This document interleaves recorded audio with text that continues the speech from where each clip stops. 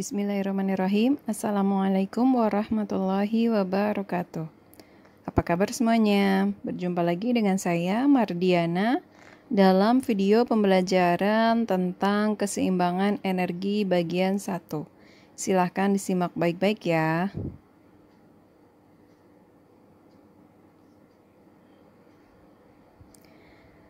Sebelum memasuki materi pembelajaran, saya akan menyebutkan outline pembelajaran kita kali ini.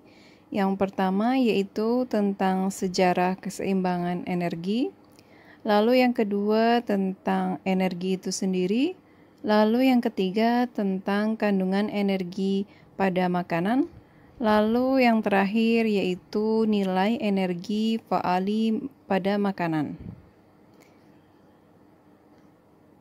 Kita masuk ke materi yang pertama yaitu tentang sejarah keseimbangan energi. Melalui percobaan pada kelinci dan manusia pada akhir abad ke-18, ahli kimia Perancis yaitu Lavoisier menarik kesimpulan bahwa hidup adalah suatu proses pembakaran yang membutuhkan oksigen. Jumlah oksigen yang diperlukan meningkat setelah makan dan latihan. Peneliti-peneliti selanjutnya yaitu Renaud dan Reiset dari Perancis, lalu Pottenkoffer dan Voigt dari Jerman, terkenal atas keberhasilan mereka membangun ruangan respirasi atau respiration chamber guna mengukur penggunaan energi oleh manusia melalui pengukuran oksigen yang dikonsumsi dan karbon dioksida yang diproduksi melalui pernafasan serta pengeluaran nitrogen melalui urin. Ruangan ini kemudian dikenal dengan calorimeter boom atau boom calorimeter.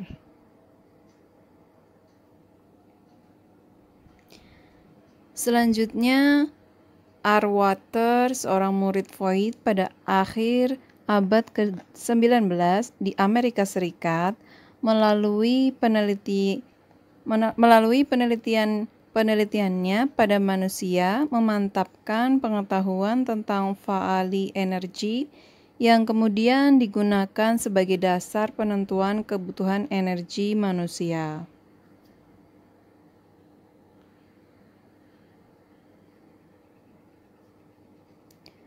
Selanjutnya kita masuk ke materi yang kedua yaitu tentang energi.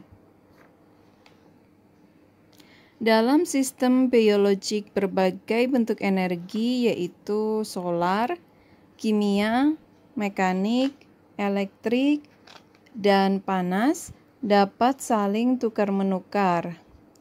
Hal ini sesuai dengan hukum pertama termodinamika yang menyatakan bahwa energi hanya dapat berubah bentuknya namun tidak dapat diciptakan ataupun dimusnahkan.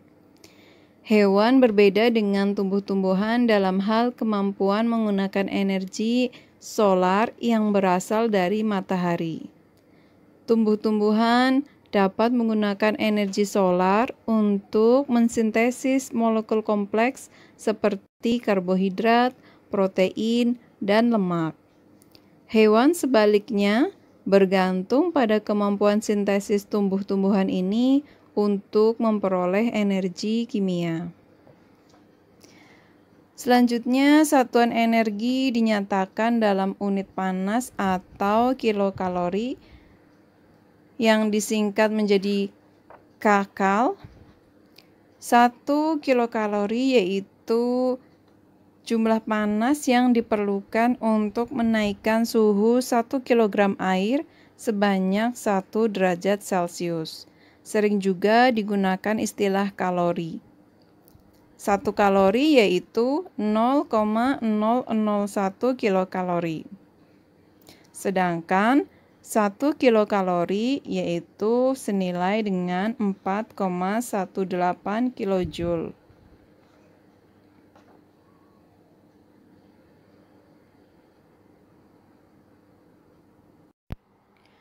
Materi selanjutnya yaitu tentang kandungan energi pada makanan. Kandungan energi makanan ditentukan dengan kalorimetri langsung dengan menggunakan alat kalorimeter boom, seperti pada gambar di samping. Alat ini merupakan kotak yang diisolasi berukuran kurang lebih 30,5 cm kubik. Sampel makanan ditempatkan dalam wadah kecil dalam ruangan yang dikelilingi oleh air. Makanan kemudian dibakar dengan mengalirkan listrik melalui kawat listrik. Molekul-molekul makro akan dioksidasi secara sempurna sehingga menghasilkan air, karbon dioksida, dan nitrogen oksida. Energi yang dilepas dalam pembakaran ini akan diubah menjadi panas, sehingga terjadi kenaikan suhu air yang mengelilingi ruangan pembakaran tersebut. Ruangan pembakaran ini diisolasi dari kemungkinan perubahan suhu luar oleh dinding kedua berisi air yang dipisahkan dari ruangan pembakaran oleh lapisan udara. Sampel makanan kering akan terbakar sepenuhnya dalam alat ini dan panas yang terbentuk akan diabsorpsi oleh air yang mengelilinginya. Dengan mengukur perbedaan suhu air yang diketahui jumlahnya sebelum dan sesudah pembakaran, maka dapat diperoleh jumlah panas yang dihasilkan oleh makanan yang dibakar tersebut dalam kilokalori. Energi yang ditentukan melalui kalorimeter boom adalah nilai energi kasar makanan dan mewakili energi kimia total dari makanan tersebut. Angka energi kasar untuk karbohidrat yaitu 4,1 kilokalori per gram, sedangkan lemak yaitu 8,87 kilokalori per gram, sedangkan untuk protein yaitu 5,65 kilokalori per gram. Selanjutnya, nilai energi faali makanan. Tidak seluruh energi yang tersedia dalam makanan dapat dimanfaatkan oleh tubuh. Untuk itu, nilai energi kasar makanan perlu dikoreksi dengan nilai energi makanan yang tidak dimanfaatkan oleh tubuh. Nilai energi yang dikoreksi inilah yang kemudian disebut sebagai nilai energi faali makanan. Tidak semua makanan dapat diabsorpsi dari saluran cerna. Penelitian oleh Atwater menunjukkan hanya 99% dari karbohidrat, lalu 95% dari lemak, dan 92% dari protein yang dimakan dapat diabsorpsi oleh tubuh. Angka-angka ini kemudian dinamakan sebagai koefisien cerna.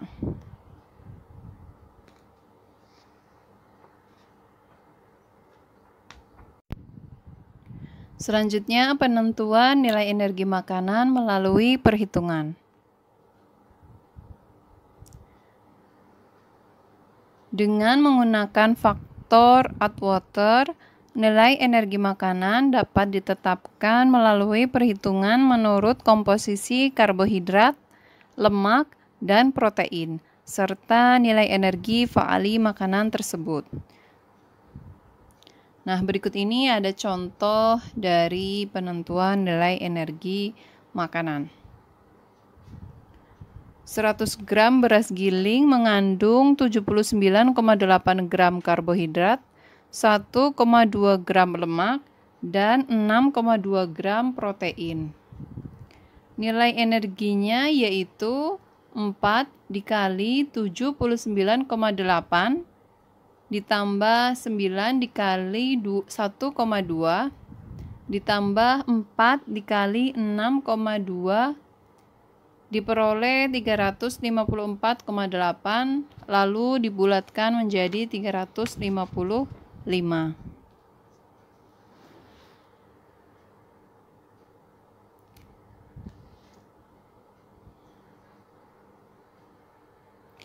Nah, ini merupakan tabel nilai faali energi zat-zat gizi, yaitu zat gizi pati, glukosa, lemak, protein, dan alkohol.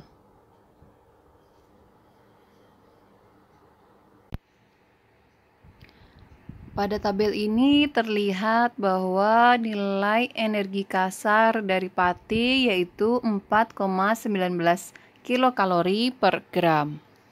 Sedangkan persen kalori tersebut diabsorpsi oleh tubuh menurut nilai Atwater yaitu senilai 99% atau 4,14 kilokalori per gram. Sehingga nilai faali energinya yaitu 4,14 kilokalori per gram. Selanjutnya untuk zat gizi glukosa, nilai energi kasarnya yaitu 3,73 kilokalori per gram. Sedangkan persen absorpsinya berdasarkan nilai Atwater yaitu 99%, sehingga energi setelah dicernakan yaitu 3,68.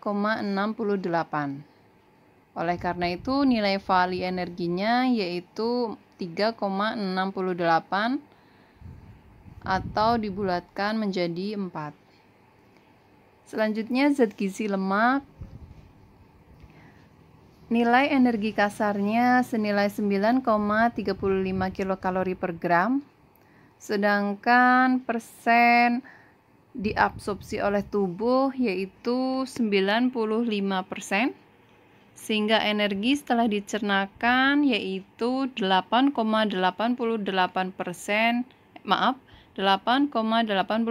kilokalori per gram. Sehingga nilai faali energinya yaitu 8,88 kilokalori per gram. Dibulatkan menjadi 9. Angka 4 dan 9 inilah yang merupakan faktor dari Atwater yang dibahas pada slide sebelumnya. Terima kasih atas perhatiannya. Apabila ada pertanyaan yang ingin ditanyakan mengenai materi ini, silahkan kalian sampaikan pada grup pembelajaran materi kuliah pengantar ilmu gizi. Mohon maaf apabila ada salah kata. Terima kasih atas perhatiannya. Saya ucapkan wassalamualaikum warahmatullahi wabarakatuh.